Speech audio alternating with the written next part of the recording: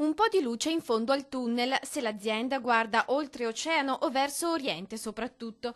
Nel primo semestre 2013 le esportazioni dalla provincia di Treviso sono cresciute del 2,7% rispetto allo stesso periodo dell'anno precedente, a fronte di un più 1,1% fatto registrare dalle aziende venete e una flessione addirittura dello 0,6% su base Italia. Sono dati Istat elaborati dal Centro Studi di Intesa San Paolo e resi noti oggi a Palazzo Giacomelli. Treviso conferma la sua vocazione non solo manifatturiera, ma di una manifattura che sa anche proporsi a mercati nuovi, come possono essere le economie emergenti, nelle quali economie i nostri imprenditori stanno facendo sforzi significativi. Un andamento da attribuire alla ripresa dei consumi negli USA e alla funzione di traino dei mercati emergenti come la Cina. La presenza internazionale trevigiana e soprattutto nei paesi dell'Europa, tradizionali mercati di sbocco delle nostre merci, e quindi questo ci apre tutto uno scenario di opportunità.